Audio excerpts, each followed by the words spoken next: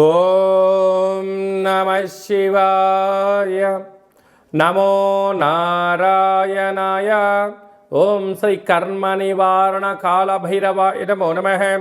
ఓం వజ్రణకాయ విద్మహే తీక్ష్ణ గగ్గుస్థాయ ధీమహి తన్నో నవనారసింహస్వామి ప్రచోదయాతు. హరి ఓం.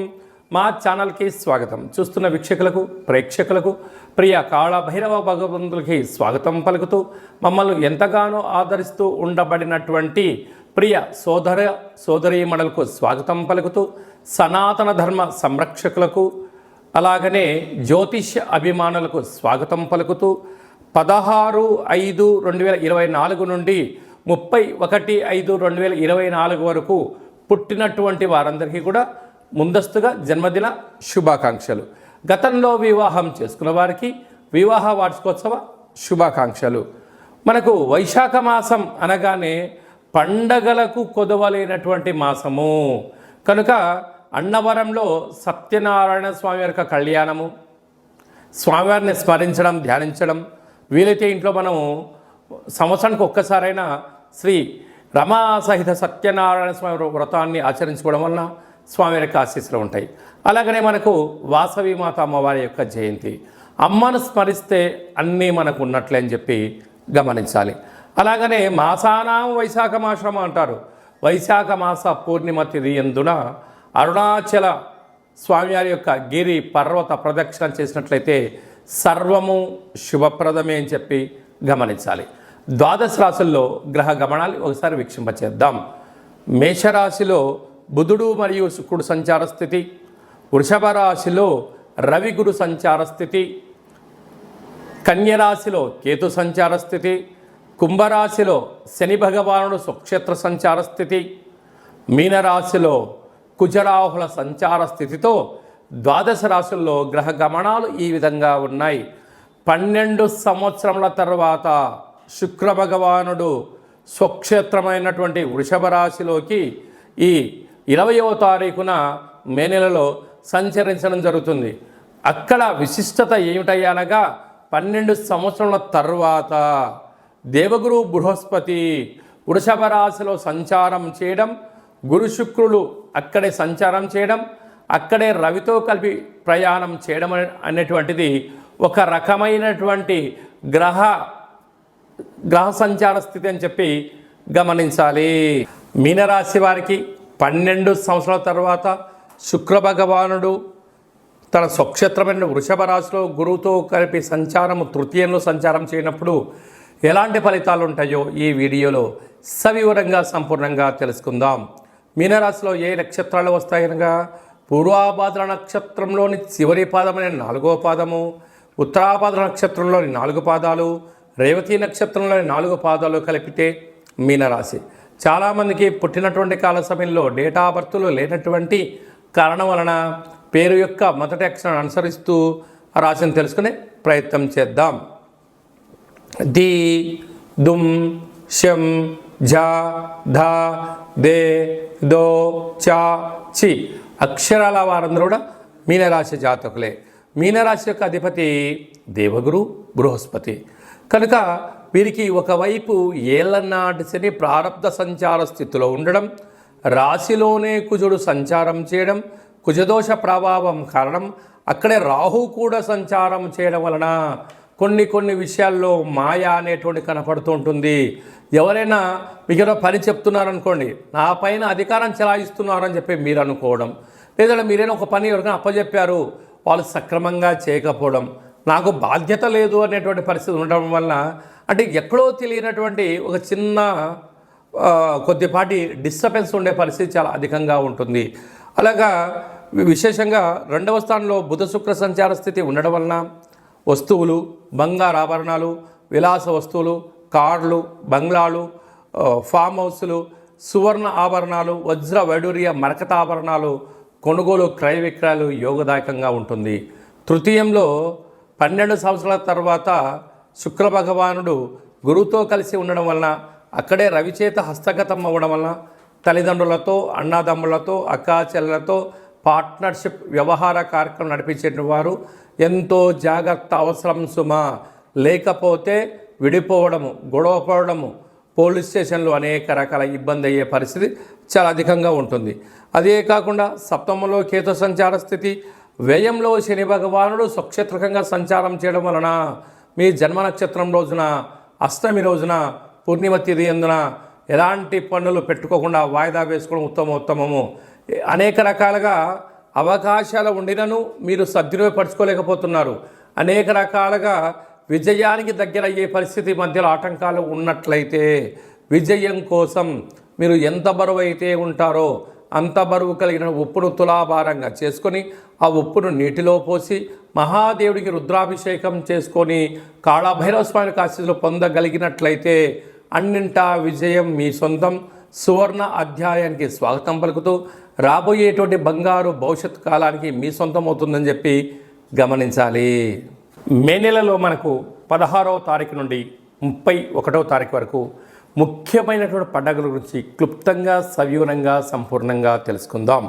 మనకు 16వ తారీఖున వైశాఖ మాస శుక్లపక్ష అష్టమి గురువారము మఖా నక్షత్ర సందర్భంగా, అలాగనే 23వ తారీఖున వైశాఖ మాస పూర్ణిమ సందర్భంగా, 31/5/2024 వైశాఖ మాస బహుళపక్ష అనగా కృష్ణపక్ష అష్టమి శుక్రవారం శతభిష నక్షత్ర సందర్భంగా మనము కాళభైరవ స్వామిని స్మరించడం, ధ్యానించడం, కాళభైరవ స్వామికి ఒక ముడుపు కట్టడం, అలాగనే కూష్మాండ దీపాన్ని పెట్టుకోవడం, కాళభైరవ స్వామివారిని స్మరించడం మనకు యోగం అని చెప్పి గమనించాలి. కలియుగ కాలంలో కాలాన్ని శాసింపజేసే శక్తి కేవలం కాళభైరవ స్వామివారికే ఉంటుంది. కనుక కాలం మనకు అనుకూలించాలన్నా, అంటే విద్యార్థులు బాగా చదువుకొని పరీక్ష రాసి ఉత్తీర్ణత సాధించాలనుకున్నా, బాగా చదివినటువంటి స్టూడెంట్స్కు మంచి ఉద్యోగం రావాలనుకున్నా, వివాహం కావాలనుకున్నా, సత్సంతాన సౌభాగ్య స్థితి కావాలనుకున్నా, వృత్తి, ఉద్యోగ, విదేశీయాన, రాజకీయ, వ్యాపార రంగ సేవా కార్యక్రమాల్లో చురుకుగా పాల్గొనడం, విజయాన్ని సాధించగలగాలి అన్నట్లయితే కళౌ కాళభైరవ అంటారు.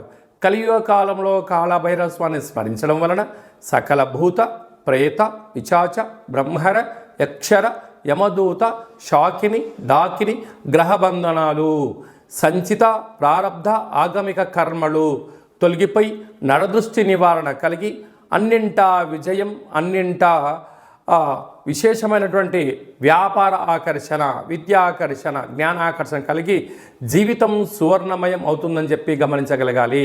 వీలైతే మీరు ఇంట్లో కాళభైరవ స్వామికి పూజా కార్యక్రమం ఆచరించుకోండి. కుదరలేదు, మన యొక్క దేవాలయంలో 4 మంగళవారాలు, 4 శనివారాలు, శుద్ధాష్టమి, పూర్ణిమ, బహుళాష్టమి సందర్భంగా ఒక్కొక్క నెలలో ఒక్కొక్క కాళభైరవ స్వామి వారు ఉంటారు. కాళభైరవ స్వామి వారి యొక్క పూజ, కాళభైరవ స్వామి యొక్క సౌభాగ్య ముడుపు, కాళభైరవ స్వామికి కూష్మాండ దీపము, హోమ కార్యక్రమాలు చేయించి ఆసక్తి గలవారు ఈ కింద సంప్రదించినట్లయితే మీకు ప్రత్యేకంగా వాట్సాప్ కాల్ ద్వారా, వీడియో కాల్ ద్వారా పూజ చేయించి స్వామి యొక్క ప్రసాదాన్ని మీకు అందజేయడం జరుగుతుంది. ఆసక్తి గలవారు ఈ కింద సంప్రదించి మీ గోత్రనామాలను నమోదు చేసుకోగలరు.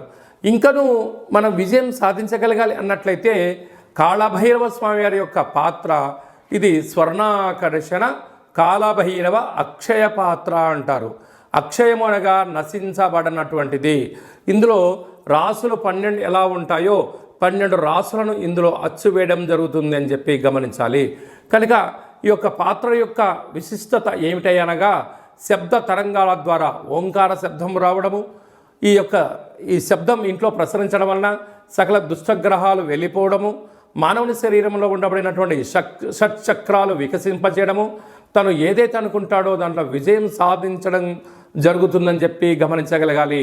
గృహంలో నివసిస్తున్నటువంటి జ్యేష్ఠాదేవి ఈ శబ్ద త్వరితకి బయటికి వెళ్ళిపోయి గ్రామ, రాష్ట్ర, దేశ, ప్రపంచ స్థాయిలో సంచరిస్తూ ఉండబడినటువంటి ధనలక్ష్మీదేవి అమ్మవారు గృహంలోకి స్వాగతం పలుకుతుందని చెప్పి గమనించాలి. ఈ పాత్రను ఎలా ఉపయోగించాలో ఒకసారి గమనిద్దాం. ఓం కాళభైరవాయ నమః. హరి ఓం.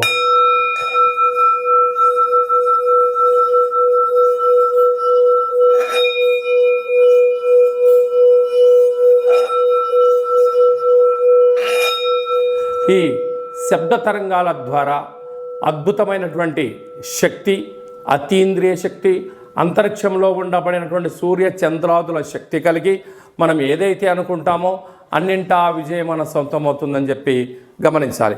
ఈ అక్షయ పాత్రతో పాటు కాళభైరవ స్వామి యొక్క పిరమిడ్ని, డాలర్ని, కంకణాన్ని ఏర్పాటు చేయించి మీకోసం ప్రత్యేకంగా కాళభైరవ హోమ కార్యక్రమం చేయించి వీడియో కాల్ ద్వారా చూపించి నక్షత్రాలు 20 ఎలా ఉంటాయో 27 రకాల వస్తువులతో దిష్టి తీయించి మీకు మంచి ఐశ్వర్యాన్ని ప్రసాదించడం జరుగుతుంది. కనుక ఆసక్తి గలవారు ఇంటింటా కాళభైరవం అనేటువంటి అక్షయపాత్ర కార్యక్రమంలో పాల్గొందాం. ఐశ్వర్యాన్ని సొంతం చేసుకుందాం. అష్ట కష్టాలను దూరం చేసుకుందాం. అదే కాకుండా మీ వ్యక్తిగత జాతకం తెలుసుకోవాలనుకుంటున్నారా?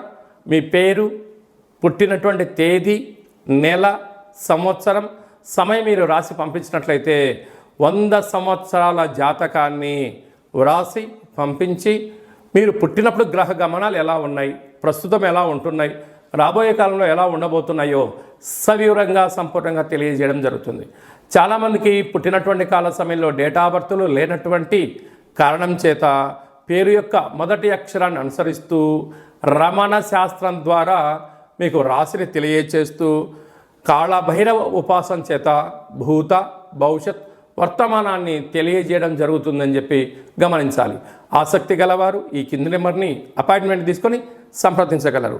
అలాగా మీకు పుట్టినటువంటి పిల్లలకు మాసంలో ఏ మాసంలో పుడితే ఎలాంటి పేర్లు పెట్టుకోవాలి, ఆ యొక్క నక్షత్రంలో ఉన్న ఆధ్యాత్మికమైనటువంటి పేర్లను సూచించడం జరుగుతుంది.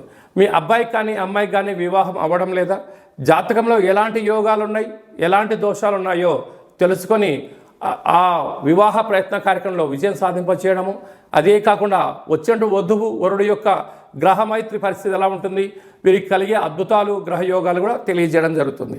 గతంలో వివాహమైన దంపతులు తరచుగా గొడవ పడడం కానీ ఇబ్బందులు పడుతున్నట్లయితే ఆ స్వల్పమైనటువంటి కాళభైరవ ఉపాసన చేత పేరులో స్వల్పమైనటువంటి మార్పు చేయడం వల్ల శ్రీ పార్వతీ పరమేశ్వరులు ఎలా కలిసి ఉంటారో ఆ విధంగా మీకు ఆధ్యాత్మిక సలహాలు, సూచనలు కూడా ఇవ్వడం జరుగుతుంటుంది.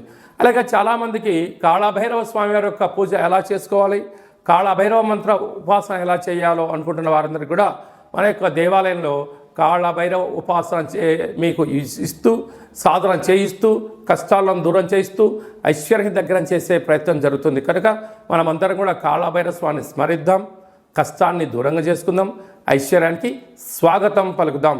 అందరిపైనను వైశాఖ మాసంలో శ్రీ రమా సహిత సత్యనారాయణ స్వామి యొక్క ఆశీస్సులు, వాసవీమాత అమ్మవారి యొక్క జయంతి ఆశీస్సులు, వైశాఖ మాస పూర్ణిమ ఆశీస్సులు, లక్ష్మీ నరసింహస్వామి యొక్క జయంతి ఆశీస్సులు ఉండాలని కోరుకుంటూ ఆశీర్వచనం.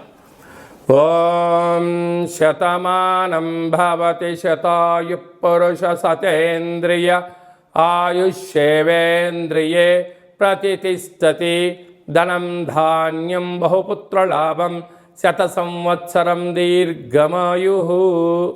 సర్వే జనా సుఖినో భవంతు, లోకా సమస్తా సుఖినో భవంతు. సర్వం శివార్పణమస్తు. ఈ వీడియో మీకు నచ్చినట్టయితే లైక్ చేయండి, షేర్ చేయండి, మా ఛానల్ని సబ్స్క్రైబ్ చేసుకోండి.